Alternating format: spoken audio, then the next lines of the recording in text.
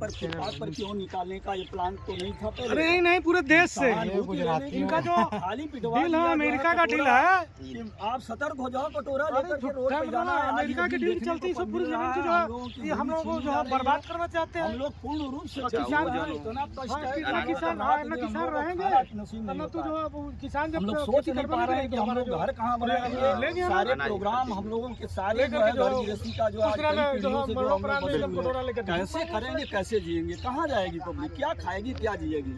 Sir साल भर में 2 बार जमीन का सर्वे होना है, 2 बार सर्वे होता है सर। आज भी खसरा में हम लोगों को सिर्फ सिंगल एक फसली अभी भी खसरा में शो करता है सर। देख लीजिए हमारे खेत में सर बहुफसली जमीन हम लोगों की है सर।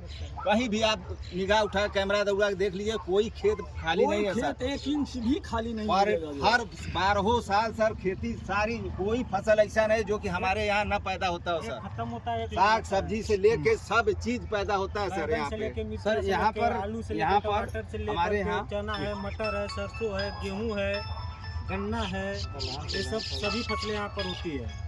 एक फसल खत्म होता है, दूसरा फसल तैयार करने के लिए किसान सक्षम होता है। अगर ज़मीन चली जाएगी तो किसान क्या करेगा, कहाँ से उसका कौन सा उद्योग है।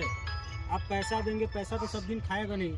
1 साल के बाद आप 18% GST लगाएंगे उस पर, 2 साल में तो 1 करोड़ रुपया उसका गया, तो पैसा लेकर को क्या करेगा।